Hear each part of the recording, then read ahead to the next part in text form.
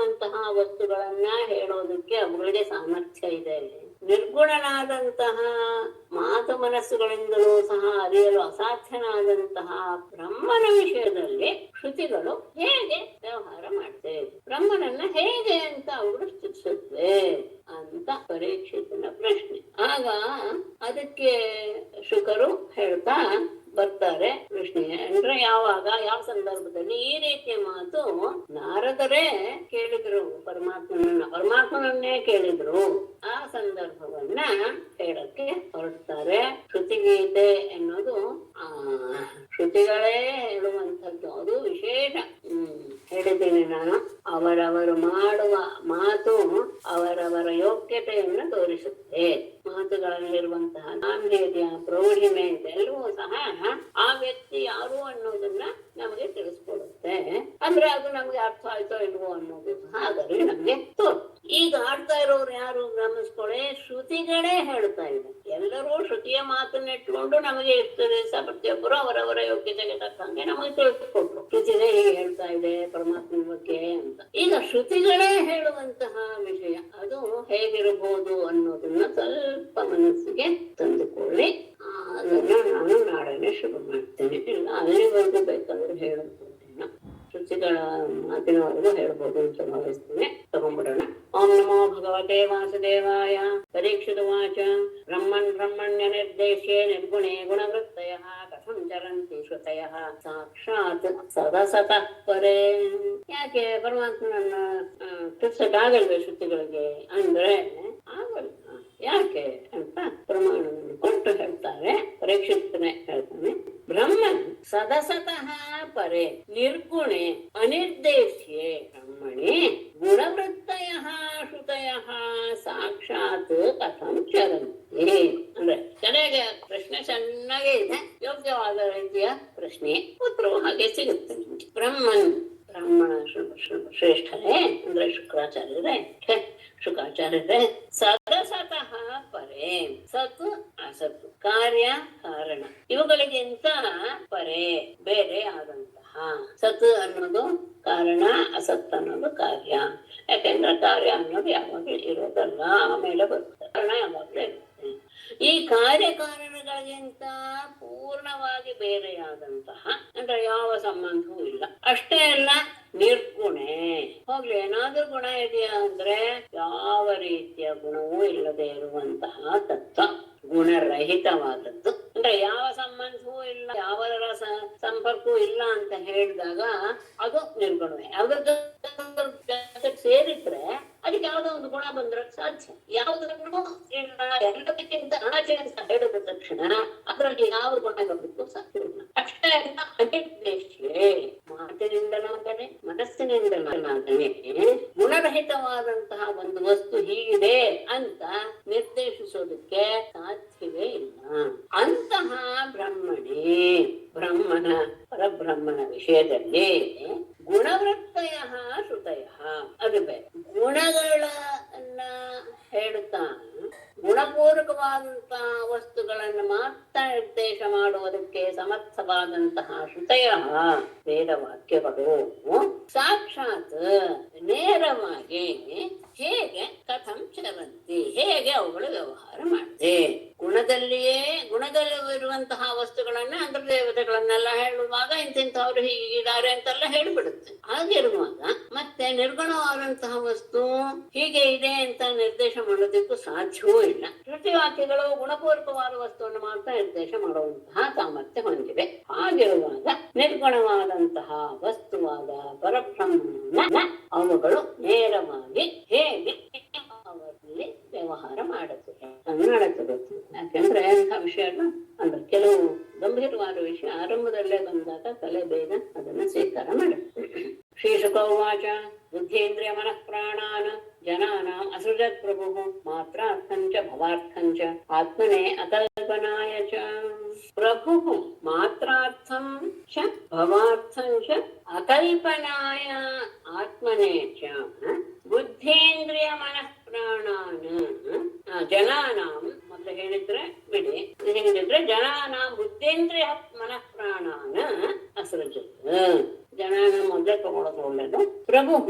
ಪ್ರಭುವಾದ ಅಂದ್ರೆ ಪರಬ್ರಹ್ಮನೇ, ಪರಬ್ರಹ್ಮನಾದ ಪುರುಷೋತ್ತಮ ಜನಾನ ಜನರಿಗೆ ಮಾತ್ರ ಮಾತ್ರ ಅಂದ್ರೆ ಶಬ್ದಾದಿ ವಿಷಯಗಳು, ಮಾತ್ರ ಸ್ಪರ್ಶಾಸ್ಪರ್ಶಕೊಂತೆಯ ಅದು ಬಂದಿಲ್ಲ, ಅದೇ ಮಾತ್ರ ಶಬ್ದಾದಿ ವಿಷಯಗಳಿಗೋಸ್ಕರ ಅಂದ್ರೆ ಜನರಿಗೆ ಶಬ್ದಾದಿ ವಿಷಯಗಳಿಗೋಸ್ಕರ, ಭವಾರ್ಥಂಚ ಜನ್ಮಾದಿ ಕರ್ಮಗಳಿಗೋಸ್ಕರ ಅಂದ್ರೆ ಬೇರೆ ಬೇರೆ ಲೋಕ ಬೇಕು ಎನ್ನುವಂತಹ ಭಾವ ಇರುವಂತಹ ಆ ಜನ್ಮಾದಿ ಕರ್ಮಗಳಿಗೋಸ್ಕರ, ಅಷ್ಟೇ ಅಲ್ಲ ಅಕಲ್ಪನಾಯ ಆತ್ಮನೇಚ ಕಲ್ಪನಾತೀತವಾದಂತಹ ಮೋಕ್ಷಕ್ಕೋಸ್ಕರವೂ ಸಹ ಬುದ್ಧಿ ಇಂದ್ರಿಯ ಮನಃ ಪ್ರಾಣಾನ್, ಬುದ್ಧಿ ಇಂದ್ರಿಯ ಮನಸ್ಸು ಮತ್ತು ಪ್ರಾಣಗಳೆಂಬ ಉಪಾಂಶ ಇಟ್ಕೊಳ್ಬೇಕು. ಅವುಗಳನ್ನೆಲ್ಲ ಅಸಲು ಸೃಷ್ಟಿ ಮಾಡಿದ.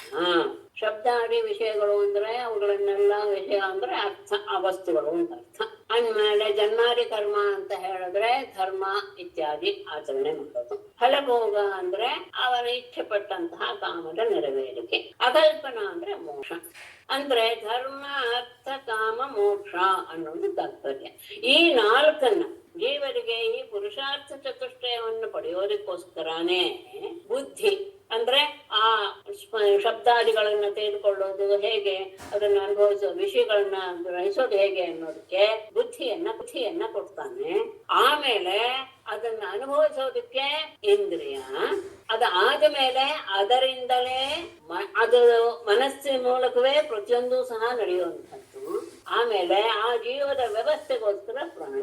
ಇಷ್ಟನ್ನು ಸಹ ಉಪಾಧಿಯನ್ನಾಗೆ ಪರಮಾತ್ಮ ಸೃಷ್ಟಿ ಮಾಡಿದ್ದಾನೆ. ಅಂದ್ರೆ ಪುರುಷಾರ್ಥ ಚತುಷ್ಟಯಗಳನ್ನ ಅನುಭವಿಸಬೇಕು ಅಥವಾ ಅವನು ಪಡಿಬೇಕು ಜೀವಾತ್ಮ ಎನ್ನುವ ಉದ್ದೇಶದಿಂದಲೇ ಭಗವಂತ ಬುದ್ಧಿ ಇಂದ್ರಿಯ ಮನಸ್ಸು ಮತ್ತು ಪ್ರಾಣಗಳನ್ನ ಕೊಟ್ಟ. ಈ ನಾಲ್ಕರಿಂದಲೇ ಜೀವ ಪ್ರತಿಯೊಂದನ್ನೂ ಸಹ ಪಡೆದುಕೊಳ್ತಾನೆ. ಆ ಪರಬ್ರಹ್ಮನನ್ನ ತಿಳಿಸುವಂಥದ್ದು ಯಾವುದು? ಉಪನಿಷತ್ತು ಅಂದ್ರೆ ಶ್ರುತಿ.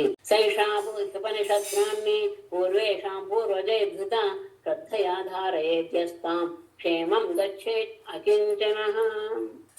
ಸಾ ಏಷಾ ಬ್ರಾಹ್ಮೀ ಉಪನಿಷತ್ ಪೂರ್ವೇಷಾಂ ಪೂರ್ವಜೈಃ ಧೃತಾ ಯಃ ತಾಂ ತಯಾ ಧಾರಯೇತ್ ಅಕಿಂಚನಃ ಕ್ಷೇಮಂ ಗಚ್ಚೇತ್. ಸಾ ಏಷಾ ಅಂತಹ ಅಂದ್ರೆ ಸಗುಣವನ್ನೇ ಪ್ರತಿಪಾದಿಸೋದು ಯಾವುದು? ಶ್ರುತಿ. ಹೌದು. ಆದರೆ ಅದು ಸಗುಣವನ್ನೇ ಪ್ರತಿಪಾದನೆ ಮಾಡ್ತಾ ಮಾಡ್ತಾ ಮಾಡ್ತಾ ನಿರ್ಗುಣದಲ್ಲಿ ತೆಗೆದುಕೊಂಡು ಹೋಗಿ ನಿಲ್ಸುತ್ತೆ ಉಪನಿಷತ್. ಸಗುಣವನ್ನೆಲ್ಲ ನಮಗೆ ಪ್ರತೀಕದ ಮೂಲಕ ನಮಗೆ ಎಲ್ಲವನ್ನೂ ಸಹ ಜ್ಞಾನವನ್ನು ಕೊಟ್ಟು ಅದರಲ್ಲಿರುವಂತಹದ್ದು ಬ್ರಹ್ಮ ಎನ್ನುವುದನ್ನ ನಿರ್ಗುಣದಲ್ಲಿ ಪರ್ಯವಸಾನಗೊಳಿಸುವಂತಹ ಬ್ರಾಹ್ಮಿ ಉಪನಿಷತ್ತು. ಅಂದ್ರೆ ಬ್ರಹ್ಮನನ್ನ ಪ್ರತಿಪಾದಿಸುವಂತಹ ಆ ಉಪನಿಷತ್ತು ವೇದಾಂತ ಶ್ರುತಿ ಪೂರ್ವೇಷಾಂ ಪೂರ್ವಜೈಗೆ, ನಮ್ಮ ಹಿರಿಯರಿಗೂ ಸಹ ಹಿರಿಯರಾದಂತಹ ಸನಕಾದಿ ಋಷಿಗಳಿಂದ ಧೃತ ನಿರ್ಧರಿಸಲ್ಪಟ್ಟು ಅವರು ಅನುಸಂಧಾನ ಮಾಡಿದ್ದಾರೆ. ಸಂಪ್ರದಾಯದಿಂದಲೇ ನಿರ್ಗುಣವನ್ನು ನಿರ್ಗುಣಗಳಿಗೆ ನಮ್ಮನ್ನ ತೆಗೆದುಕೊಂಡು ಹೋಗುವಂತಹ ಪರಬ್ರಹ್ಮವನ್ನು ತಿಳಿಸುವಂತಹ ವೇದಾಂತ ಶ್ರುತಿ ನಮಗೆ ಎಲ್ಲರಿಗೂ ಹಿರಿಯರಾದ ಸನಕಾದಿ ಮುನಿಗಳಿಂದ ಅದು ಆಧರಿಸಲ್ಪಟ್ಟು ಯಾವ ವ್ಯಕ್ತಿಯು ತಾಂ ಆ ಶ್ರುತಿಯನ್ನ ಶ್ರದ್ಧೆಯ ಧಾರೆಯೇತ್, ಶ್ರದ್ಧೆಯಿಂದ ಅದನ್ನ ನಂಬಿ ಅದನ್ನ ಅಂತಃಕರಣದಲ್ಲಿ ಅಂದ್ರೆ ಅದನ್ನ ಅನುಭವ ರೂಪವಾಗಿ ಅದನ್ನ ಮನಸ್ಸಿನಲ್ಲಿ ನೆಲೆಗೊಳಿಸ್ಕೊಳ್ತಾನ ಅವನು ಅಕಿಂಚನ ಅಂದ್ರೆ ದೇಹಾದಿ ಉಪಾಧಿಗಳನ್ನ ಕಳೆದುಕೊಂಡು ಕ್ಷೇಮಂ ಅಂದ್ರೆ ಯಾವ ಭಯವಿಲ್ಲದೆ ಇರುವಂತಹ ಪರಬ್ರಹ್ಮ ವಸ್ತುವನ್ನು ಗಚ್ಚೇತ್ ಹೊಂದ್ತಾನೆ. ಬ್ರಹ್ಮನನ್ನ ಪ್ರತಿಪಾದಿಸುವಂತಹದ್ದು ವೇದಾಂತವೇ, ಶ್ರುತಿನೇ ಹೌದು. ಆದ್ರೆ ಅದು ಹೇಗೆ? ಗುಣದ ವೃತ್ತಿ. ಹೌದು, ಗುಣದ ವೃತ್ತಿಯಿಂದಲೇ ಅದು ನಿರ್ಗುಣದ ಕಡೆಗೆ ತೆಗೆದುಕೊಂಡು ಹೋಗಿ ಬ್ರಹ್ಮನನ್ನ ಪ್ರತಿಪಾದಿಸುವಂತಹದ್ದು ಶ್ರುತಿ ಎನ್ನುವುದು ಹಿಂದಿನ ನಮ್ಮ ಹಿರಿಯರಿಗೂ ಹಿರಿಯರಾದಂತಹ ಸನಕಾದರ್ಶಿಗಳಿಂದ ಅದು ದೃಢವಾಗಿ ಸ್ವೀಕರಿಸಲ್ಪಟ್ಟಿದೆ. ಯಾರು ಆ ಶ್ರುತಿಯನ್ನ ಆ ವಿಷಯವನ್ನ ಆ ರೀತಿಯಲ್ಲಿಯೇ ಯಾರು ಶ್ರದ್ಧೆಯಿಂದ ಅದನ್ನ ನಂಬಿ ಅದನ್ನ ಮನಸ್ಸಿಗೆ ತಂದುಕೊಂಡು ಅನುಭವಪೂರ್ವಕವಾಗಿ ಅದನ್ನ ತಮ್ಮಲ್ಲಿ ನೆಲೆಗೊಳಿಸ್ಕೊಳ್ತಾರೋ ಅಂತಹ ವ್ಯಕ್ತಿ ಈ ದೇಹಾದಿ ಉಪಾಧಿಗಳನ್ನ ಕಳೆದುಕೊಂಡು ಬ್ರಹ್ಮನ ವಸ್ತುವನ್ನ ಅಭಯವಾದ ಕ್ಷೇಮ, ಅದು ಭಯವಿಲ್ಲದೆ ಇರುವಂತಹ ಬ್ರಹ್ಮವಸ್ತುವನ್ನ ಪಡಿತಾನೆ. ಅತ್ರ ತೇ ವರ್ಣಯಿಷ್ಯಾಮಿ ಗಾಥಾ ನಾರಾಯಣಾನ್ವಿತಾಂ ನಾರದಸ್ಯ ಚ ಸಂವಾದಂ ಋಷೇಃ ನಾರಾಯಣಸ್ಯ ಚ. ಇದು ಯಾರು ಯಾರಿಗೆ ಹೇಳಿದ್ದು, ಈ ವಿಷಯವನ್ನೇ ಹೇಳಿದ್ದು, ಅದನ್ನ ನಾನು ನಿಮಗೆ ತಿಳಿಸ್ತೀನಿ. ಅತ್ರ ತೇ ನಾರಾಯಣಾನ್ವಿತಾಂ ಗಾಥಾಂ ನಾರದಸ್ಯ ಋಷೇಃ ನಾರಾಯಣಸ್ಯ ಚ ಸಂವಾದಂ ಚ ವರ್ಣಯಿಷ್ಯಾಮಿ.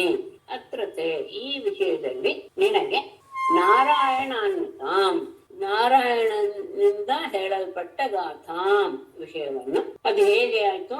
ನಾರದಸ್ಯ ಋಷೇಃ ನಾರಾಯಣಸ್ಯ ಚ ಸಂವಾದಂ, ನಾರದರಿಗೂ ಮತ್ತು ಋಷಿಯಾದಂತಹ ಬದರಿಕಾಶ್ರಮದಲ್ಲಿರುವಂತಹ ಋಷಿಯಾದ ಪುರಾಣ ಮುನಿಯಾದ ನಾರಾಯಣನ ಇಬ್ಬರಿಗೂ ಸಹ ನಡೆದ ಸಂವಾದ ರೂಪವಾದಂತಹ ವಿಷಯವನ್ನ, ಗಾಥಾಂ ಅಂದ್ರೆ ಇತಿಹಾಸ ಅಂತ, ಈ ವಿಷಯವನ್ನ ನಿನಗೆ ನಾನು ವರ್ಣಯಿಷ್ಯಾಮಿ ತಿಳಿಸ್ತೇನೆ. ಈ ವಿಷಯದಲ್ಲಿ ನಾರದನಿಗೂ ನಾರಾಯಣ ಋಷಿಗೂ ನಡೆದಂತಹ ಸಂವಾದ, ನಾರಾಯಣನೇ ಹೇಳಿದಂತಹ ಒಂದು ಇತಿಹಾಸವನ್ನು ನಾನು ನಿಮಗೆ ತಿಳಿಸ್ತೇನೆ. ಯಾವ ಸಂದರ್ಭ? ಏಕದಾ ನಾರದೋ ಲೋಕಾನ್ ಪರ್ಯಟನ್ ಭಗವತ್ಪ್ರಿಯಃ ಸನಾತನಂ ಋಷಿಂ ದ್ರಷ್ಟುಂ ಯಯೌ ನಾರಾಯಣಾಶ್ರಮಂ. ಏಕದಾ ಭಗವತ್ಪ್ರಿಯಃ ನಾರದಃ ಲೋಕಾನ್ ಪರ್ಯಟನ್ ಸನಾತನಂ ಋಷಿಂ ದ್ರಷ್ಟುಂ ನಾರಾಯಣಾಶ್ರಮಂ ಯಯೌ. ಏಕದಾ ಒಮ್ಮೆ ಭಗವತ್ಪ್ರಿಯ ಭಗವಂತನಿಗೆ ಅತ್ಯಂತ ಪ್ರೀತಿಪಾತ್ರನಾದಂತಹ ನಾರದರು ಲೋಕಾನ್ ಪರ್ಯಟನ್ ಲೋಕಗಳಲ್ಲೆಲ್ಲ ಕಡೆ ಸಂಚಾರ ಮಾಡ್ತಾ ಸನಾತನಂ ಋಷಿಂ ಪುರಾಣ ಮುನಿಯಾದಂತಹ ನಾರಾಯಣ ಋಷಿಯನ್ನ ದ್ರಷ್ಟುಂ ನೋಡಲು ನಾರಾಯಣಾಶ್ರಮಕ್ಕೆ ಹೋದರು. ನಾರದರು ಒಮ್ಮೆ ಅವ್ರನ್ನ ನೋಡ್ಬೇಕು, ಪರಮಾತ್ಮ ಋಷಿಯಾದ ನಾರಾಯಣ ಋಷಿಯನ್ನ ನೋಡ್ಬೇಕು ಅನ್ನೋದ್ರಿಂದ ಬದರಿಕಾಶ್ರಮದಲ್ಲಿರುವಂತಹ ನಾರಾಯಣಾಶ್ರಮಕ್ಕೆ ಹೋದರು. ಅಲ್ಲಿ ಏನು, ನಾರಾಯಣ ಋಷಿ ಅಲ್ಲಿ ತಪಸ್ಸು ಮಾಡ್ತಾ ಇದ್ದಾನೆ. ಯಾಕೆ? ಯೋ ವೈ ಭಾರತ ವರ್ಷೇಸ್ಮಿನ್ ಕ್ಷೇಮಾಯ ಸ್ವಸ್ಥಯೇ ನೃಣಾಂ ಧರ್ಮಜ್ಞಾನ ಶಮೋಪೇತಂ ಆಕಲ್ಪಾತ್ ಆಸ್ಥಿತಃ ತಪಃ. ಯಃ ಅಸ್ಮಿನ್ ಭಾರತ ವರ್ಷೇ ನೃಣಾಂ ಸ್ವಸ್ಥಯೇ ಕ್ಷೇಮಾಯ ಧರ್ಮಜ್ಞಾನ ಶಮೋಪೇತಂ ತಪಃ ಆಕಲ್ಪಾತ್ ಆಸ್ಥಿತಃ ವೈ. ಯಾವ ಆ ನಾರಾಯಣ ಋಷಿಯು ಅಸ್ಮಿನ್ ಭಾರತ ವರ್ಷೇ ಈ ಭರತ ಖಂಡದಲ್ಲಿ ನೃಣಾಂ ಎಲ್ಲ ಜನರಿಗೂ ಸಹ ಸ್ವಸ್ಥಯೇ ಮಂಗಲಕ್ಕೋಸ್ಕರ, ಕ್ಷೇಮಕ್ಕೋಸ್ಕರ ಅಂದ್ರೆ ಲೋಕ ಕಲ್ಯಾಣ ಮತ್ತು ಜನರ ಶ್ರೇಯಸ್ಸಿಗೋಸ್ಕರ ಧರ್ಮ ಜ್ಞಾನ ಶಮೋಪೇತಂ ಧರ್ಮ ಜ್ಞಾನ ಶಾಂತಿ ಇವುಗಳಿಂದ ಕೂಡಿದಂತಹ ತಪಸ್ಸನ್ನ ಆಕಲ್ಪಾತ್ ಕಲ್ಪದ ಆರಂಭದಿಂದ ಆಸ್ಥಿತಃ ವೈ ಮಾಡ್ತಾ ಇದ್ದಾನಷ್ಟೇ. ಬರ್ತಾನೆ ನಾರಾಯಣ ಋಷಿ ಲೋಕ ಕಣ್ಕೋಸ್ಕರ ಜನರ ಶ್ರೇಯಸ್ಸಿಗೋಸ್ಕರ ಈ ಭರತ ಖಂಡದಲ್ಲಿ ಮಾಡ್ತಾ ಇರೋದು ಧರ್ಮ ಜ್ಞಾನ ಶಾಂತಿಗಳಿಂದ ಕೂಡಿದಂತಹ ತಪಸ್ಸು, ಅದು ಕಲ್ಪ ಅಂತ ಮಾಡ್ತಾ ಇದ್ದಾನೆ. ಆ ಸಂದರ್ಭದಲ್ಲಿ ತತ್ರೋಪವಿಷ್ಟಂ ಋಷಿಭಿಃ ಕಲಾಪಗ್ರಾಮವಾಸಿಭಿಃ ಪರೀತಂ ಪ್ರಣತೌ ಪೃಚ್ಛತ್ ಇದಮೇವ ಕುರುದ್ವಃ ತತ್ರ ಕಲಾಪಗ್ರಾಮವಾಸಿಭಿಃ ಋಷಿಭಿಃ ಪರೀತಂ ಉಪವಿಷ್ಟಂ ಪ್ರಣತಃ ಇದಮೇವ ಅಪೃಚ್ಛತ್. ಕುರುದ್ವಃ ಕುರುಶ್ರೇಷ್ಠನೇ ತತ್ರ ಅಲ್ಲಿ ಅಂದ್ರೆ ಆ ಬದರಿಕಾಶ್ರಮದಲ್ಲಿ ಕಲಾಪ ಗ್ರಾಮವಾಸಿಭಿಃ ಕಲಾಪ ಗ್ರಾಮ ಅಲ್ಲೊಂದು ಆ ಕಲಾಪ ಗ್ರಾಮವಾಸಿಗಳಾದಂತಹ ಋಷಿಗಳಿಂದ ಪರಿವೃತನಾಗಿ ಉಪವಿಷ್ಟಂ ಕುಳಿತಿರುವಂತಹ ಆ ಪರಮಾತ್ಮನನ್ನ ಪ್ರಣತಃ ನಮಸ್ಕಾರ ಮಾಡಿದ ನಾರದ ಇದಮೇವ ಅಪೃಚ್ಛ. ನೀನು ಯಾವ ವಿಷಯವನ್ನು ಕೇಳಿದ್ಯೋ ಆ ವಿಷಯವನ್ನೇ ನಾರದ ಪರಮಾತ್ಮನನ್ನ ಕೇಳಿದ. ಅಲ್ಲಿ ಕಲಾಪ ಗ್ರಾಮದ ವಾಸಿಗಳಾದ ಋಷಿಗಳೆಲ್ಲರೂ ಇದ್ದಾರೆ ಸುತ್ತಲೂ. ಅಲ್ಲಿ ಕುಳಿತಿರುವಂತಹ ಸನಾತನ ಪುರಾಣ ಋಷಿಯಾದಂತಹ ನಾರಾಯಣ ಋಷಿಯನ್ನ ನಾರದನು ಹೋಗಿ ನಮಸ್ಕಾರ ಮಾಡಿ ನೀನು ಕೇಳಿದಂತಹ ಆ ಪ್ರಶ್ನೆಯನ್ನೇ ಅವನಲ್ಲಿ ಕೇಳಿದ. ಮೇಡಮ್, ಕಲಾಪ ಗ್ರಾಮ ಅಂದ್ರೆ ಬದರಿಕಾಶ್ರಮನ ಅಥವಾ ಅದ್ರೊಳಗೆ ಇರೋದು ಇನ್ನೊಂದು? ಬದರಿಕಾಶ್ರಮದ ಹತ್ತಿರ ಇರುವಂತಹ ಒಂದು ಗ್ರಾಮ. ಅಲ್ಲಿ ಹೋದ ಕೇಳಿಸ್ಲಿಲ್ಲ ಮೇಡಮ್. ಅಲ್ಲೊಂದು ಗ್ರಾಮ ಇದೆ, ಕಲಾಪ ಗ್ರಾಮ ಅಂತ ಹೆಸರು ಸಂಬಂಧಪಟ್ಟಿದ್ದೆ. ತಸ್ಮೈ ಹವೋಚದ್ ಭಗವಾನ್ ಋಷೀಣಾಂ ಶೃಣ್ವತಾಮಿದಂ ಯೋ ಬ್ರಹ್ಮವಾದ ಪೂರ್ವೇಷಾಂ ಜನಲೋಕ ನಿವಾಸಿನಾಂ. ತಸ್ಮೈ ಶೃಣ್ವತಾಂ ಋಷೀಣಾಂ ಭಗವಾನ್ ಇದಂ ಅವೋಚತ್ ಹಿ ಯಃ ಪೂರ್ವೇಷಾಂ ಜನಲೋಕ ನಿವಾಸಿನಾಂ ಬ್ರಹ್ಮವಾದ. ತಸ್ಮೈ ಆ ನಾರದನಿಗೆ ಶೃಣ್ವತಾಂ ಋಷೀಣಾಂ ಅಲ್ಲಿ ನೆಲೆದಿರುವಂತಹ ಎಲ್ಲ ಋಷಿಗಳು ಸಹ ಕೇಳ್ತಾ ಇರುವಾಗಲೇ ಭಗವಾನ್ ಪರಮಾತ್ಮನು ಇದಂ ಅವೋಚತ್ ಹೇ ಈ ವಿಷಯವನ್ನ ಹೇಳಿದ. ಎಲ್ಲರೂ ಕೇಳ್ತಾ ಇದ್ದಾರೆ, ಋಷಿಗಳು ಕೇಳ್ತಾ ಇದ್ದಾರೆ. ನಾರದ ಪ್ರಶ್ನೆ ಮಾಡಿದ, ನಾರದನಿಗೂ ಮತ್ತಲ್ಲಿ ಇರುವಂತಹ ಎರಡು ಋಷಿಗಳಿಗೂ ಸಹ ಹೇಳ್ದ. ಯಾವುದು ಅಂದ್ರೆ ಯಹ ಜನಲೋಕ ಪೂರ್ವೇಶಾಂ ಜನಲೋಕ ನಿವಾಸಿನಾಂ ಪೂರ್ವೇಶಾಂ ಬ್ರಹ್ಮವಾದ ಅನ್ವಯ. ಯಹ ಯಾವ ಆ ಮಾತು ಏನಿದೆ, ಜನಲೋಕ ನಿವಾಸಿನಾಂ ಜನಲೋಕ ತಪೋಲೋಕ ಅನ್ಸಿದೆಯಲ್ಲ, ಇಲ್ಲಿಂದ ಮೇಲೆ 5ನೇ ಲೋಕ ಅದು ಜನಲೋಕ ಅಂತ. ಆ 5ನೇ ಲೋಕದಲ್ಲಿ ವಾಸ ಮಾಡ್ತಾ ಇರುವಂತಹ ಪೂರ್ವೇಶ ಪ್ರಾಚೀನ ಋಷಿಗಳಲ್ಲಿ ನಡೆದಂತಹ ಬ್ರಹ್ಮವಾದ ಅಂದ್ರೆ ಬ್ರಹ್ಮನಿಗೆ ಸಂಬಂಧಪಟ್ಟಂತಹ ಬ್ರಹ್ಮನ ವಿಚಾರವನ್ನ ಜಿಜ್ಞಾಸೆಯಿಂದ ಬಂದಂತಹ ಆ ವಿಚಾರವನ್ನ ಅರಿಯುವಂತಹ ಚರ್ಚೆ ಅಲ್ಲಿ ನಡೀತಾ ಇದ್ದಿದ್ದು ಪರಮಾತ್ಮ ಹೇಳ. ಪರಮಾತ್ಮ ಎಲ್ಲ ಋಷಿಗಳು ಕೇಳ್ತಾ ಇದ್ದಾರೆ. ನಾರದನ ಪ್ರಶ್ನೆಗೆ ಉತ್ತರವಾಗಿ ಹೇಳಿದ ಯಾವುದು ಅದು ಅಂದ್ರೆ, ಹಿಂದೆ ಜನಲೋಕ ನಿವಾಸಿಗಳಾದಂತಹ ಪ್ರಾಚೀನ ಋಷಿಗಳಲ್ಲಿ ಯಾವುದು ಬ್ರಹ್ಮನ ಬಗ್ಗೆ ಯಾವ ಜಿಜ್ಞಾಸೆ ನಡೀತೋ ಅದನ್ನೇ ಈತ ಹೇಳಿದ ಅಂತ ಅದನ್ನು ಸಹ ಪರಮಾತ್ಮ ಹೇಳೋದನ್ನು ಮುಂದೆ ಶ್ರೀ ಭಗವಾನ್ ವಾಚ ಸ್ವಯಂಭೋ ಬ್ರಹ್ಮಸತ್ರಂ ಜನಲೋಕೆ ಅಭವತ್ಪುರ ತತ್ರ ಸ್ಥಾನಾಂ ಮಾನಸಾನಾಂ ಮುನೀನಾಂ ಉದ್ಧರೇತಸಾಂ.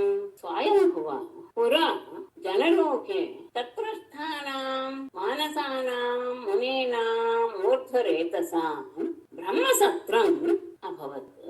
ಸ್ವಯಂಭುವ ನಾರದರ ಸಂಬೋಧನೆ. ನಾರದರೆ ಪುರ ಹಿಂದೆ ಜನಲೋಕದಲ್ಲಿ ಇಲ್ಲಿಂದ 5ನೇ ಲೋಕ, ಆ ಜನಲೋಕದಲ್ಲಿ ತತ್ರ ಸ್ಥಾನ ಅಲ್ಲಿಯೇ ವಾಸವಾಗಿರುವಂತಹ ಮಾನಸಾನಾಂ ಮುನೀನಾಂ ಬ್ರಹ್ಮನ ಮಾನಸ ಪುತ್ರರಾದಂತಹ ಊರ್ಧ್ವರೇತಸಾಂ ಅತ್ಯಂತ ಜಿತೇಂದ್ರಿಯರಾದಂತಹ ಸನಕಾದಿಗಳ ಬ್ರಹ್ಮಸತ್ರಂ ಅಭವತ್ ಅವರಲ್ಲಿ ಬ್ರಹ್ಮಸತ್ರ ನಡೀತು.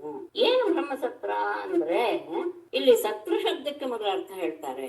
ಎಲ್ಲಿ ಯಜಮಾನರೆಲ್ಲರೂ ಸಹ ಯಜಮಾನರೇ ಅಂದ್ರೆ ಯಾರಿಗೆ ಯಾಗ ಮಾಡ್ಬೇಕಾಯ್ತೋ ಇನ್ನೊಬ್ಬರನ್ನ ಕೂರಿಸಿ ಮಾಡೋದಲ್ಲ, ಸ್ವಯಂ ಯಜಮಾನರೇ ಆ 4 ವೇದಗಳ ರೂಪದಲ್ಲಿ ಯಾರು ಕರ್ಮವನ್ನ ಮಾಡ್ತಾರೋ, ಯಾವಾಗ ಯಾಗ ಅಂತ ಇಟ್ಕೊಂಡು ಯಾರೋ ಆ ಕರ್ಮವನ್ನ ಯಾರು ಮಾಡ್ತಾರೋ ಆ ಕರ್ಮ ಸತ್ರ ಅಂತ ಪ್ರಸಿದ್ಧ. ಹೇಳ್ತಾರೆ ಯಥಾ ಯಜಮಾನಾಯೇವ ಋತ್ಯುಗಾದಿ ರೂಪೇಣ ಯತ್ರ ಕರ್ಮ ಕುರ್ವಂತೆ ತತ್ ಕರ್ಮ ಸತ್ರಂ ಪ್ರಸಿದ್ಧಂ. ಆಯ್ತಾ, ಇದು ಸತ್ರ. ಬ್ರಹ್ಮಸತ್ರ ಅಂದ್ರೆ ಏನು? ತಥಾ ಯತ್ರ ಸಮಾನಾಹ ಏವ ಅಂದ್ರೆ ಎಲ್ಲರಲ್ಲೂ ಒಂದೇ ರೀತಿಯಾದಂತ ಯೋಗ್ಯತೆ ಇರೋದು ಅಂತ ಹೇಳಿದ ಹಾಗೆ. ವಕ್ತೃ ಶ್ರೋತೃ ಭಾವೇನ ಬ್ರಹ್ಮ ಮೀಮಾಂಸಂತೆ, ಒಬ್ರು ಹೇಳುವವರು ಕೇಳುವರು ಎನ್ನುವಂತಹ ರೀತಿಯಲ್ಲಿ ಬ್ರಹ್ಮನ ಬಗ್ಗೆ ಯಾರು ವಿಚಾರ ಮಾಡ್ತಾರೋ ಅದು ಬ್ರಹ್ಮಸತ್ರ. ತತ್ ಬ್ರಹ್ಮಸತ್ರಂ ಅಂತ ಇಲ್ಲಿ ಬಂತು. ಆ ಬ್ರಹ್ಮಸತ್ರ ನಡೀತಾ ಇತ್ತು ಅಂದ್ರೆ ಬ್ರಹ್ಮನ ಬಗ್ಗೆ ಎಲ್ಲರೂ ಸಹ ವಿಚಾರ ಮಾಡ್ತಾ ಇದ್ರು. ಅಯ್ಯೋ ಅವಾಗ ನಾನಿರ್ಲಿಲ್ವೇ ಅಂತ ನಾರದನಿಗೆ ಪ್ರಶ್ನೆ ಬಂತು. ಆಗ ನೀನು ಇರ್ಲಿಲ್ಲ, ಎಲ್ಲಿ ಹೋಗಿ? ನಾರಾಯಣಂ ನಮಸ್ಕೃತ್ಯ ನರಂ ಚೈವ ನರೋತ್ತಮಂ ದೇವೀಂ ಸರಸ್ವತೀಂ ವ್ಯಾಸಂ ತತೋ ಜಯಮುದೀರಯೇತ್. ಸರ್ವೇ ಭವಂತು ಸುಖಿನಃ, ಸರ್ವೇ ಸಂತು ನಿರಾಮಯಾಃ, ಸರ್ವೇ ಭದ್ರಾಣಿ ಪಶ್ಯಂತು, ಮಾ ಕಶ್ಚಿತ್ ದುಃಖ ಭಾಗ್ ಭವೇತ್. ಧನ್ಯವಾದಗಳು ಮೇಡಮ್. ನಮಸ್ತೆ. ಒಳ್ಳೆ